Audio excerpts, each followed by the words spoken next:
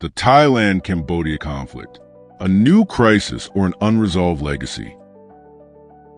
This video is not intended to provoke emotions, nor to decide who is right or who is wrong. Its purpose is to invite you to look at this conflict through a strategic lens, because in the world of politics and security, not understanding the roots of a problem can be more dangerous than simply knowing the facts of the present situation. At this moment, many people may feel that the conflict between Thailand and Cambodia has intensified in an unusual way. But the key question is this: is this truly a new conflict, or is it simply an old problem that has never been seriously resolved? Conflicts between states, especially neighboring states, are rarely sudden events. More often, they are structural problems built over time through history, national identity, and shared collective memory. If we look at the Thailand-Cambodia conflict only in terms of who started first, who provoked whom, or who violated which rule, we may miss a more important question. Why does this type of conflict keep happening again and again, even after decades have passed? Between the 9th and 13th centuries, the Khmer Empire, known today through the Angkor civilization, was one of the great powers of Southeast Asia. Its influence extended across vast territories, including large areas of what is now modern-day Thailand. For Cambodia, the Angkor period represents its peak of political, cultural, and civilizational achievement. This era became a collective national memory that continues to shape Cambodian identity today.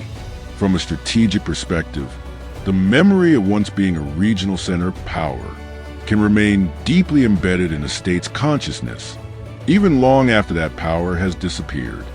As the Khmer Empire declined, Thai kingdoms, Sukhothai, Ayutthaya, Thonburi, and later Radhanakesan, rose to prominence. Territories that had once been under Khmer influence gradually came under Thai political and military dominance for several centuries. From the Cambodian perspective, this was not merely a shift in the balance of power, but a prolonged period of decline and loss of historical influence. The most significant turning point came with the arrival of French colonial power in Indochina. Cambodia was placed under French protection and separated from Thai influence. France introduced modern borders based on Western maps and legal principles, which did not align with traditional regional concepts of territory. These borders became a root cause of conflict that continues to affect relations between Thailand and Cambodia to this day.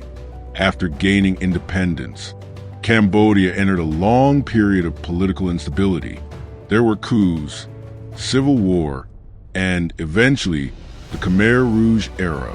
These internal conflicts weakened the Cambodian state and created conditions in which external disputes could be drawn in and used as political instruments. During the Cold War, Thailand and Cambodia stood on opposite sides of the global power divide.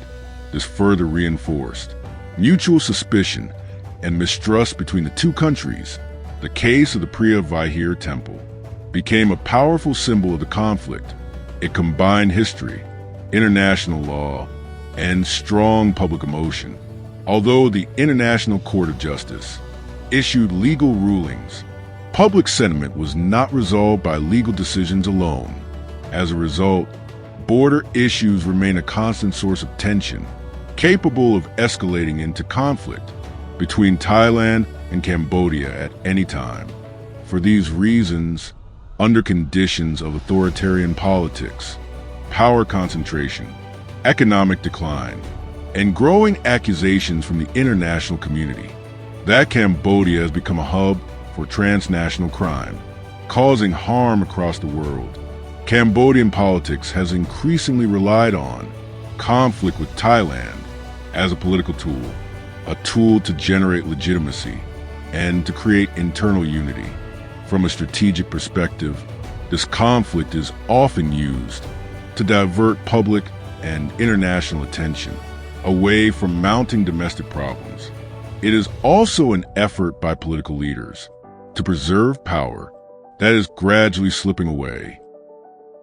When viewed through a strategic lens, the roots of the Thailand-Cambodia conflict become much clearer. The past becomes a problem only when it is used for political purposes.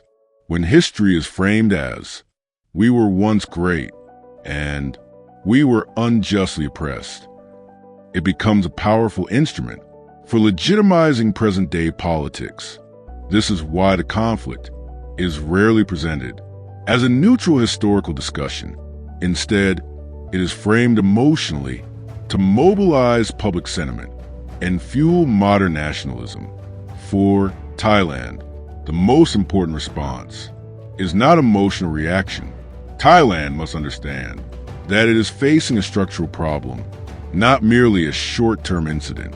Failing to understand the roots of the conflict risks responding in the wrong direction and becoming trapped in a game whose path and outcomes are defined by others.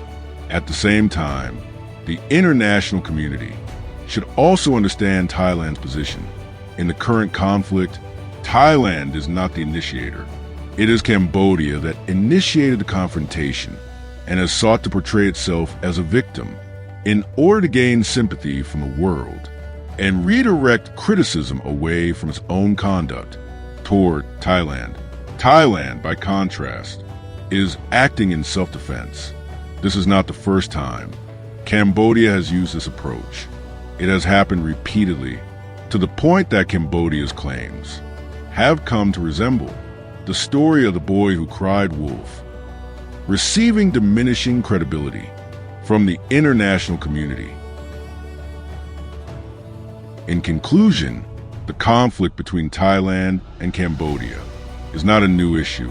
It is an old problem that has never been genuinely resolved. Conflicts rooted in history cannot be settled through legal agreements alone or through diplomatic negotiations alone. What remains unaddressed are issues of memory and identity. As long as the past continues to be used as a political instrument, this conflict will continue to resurface whenever political circumstances require it.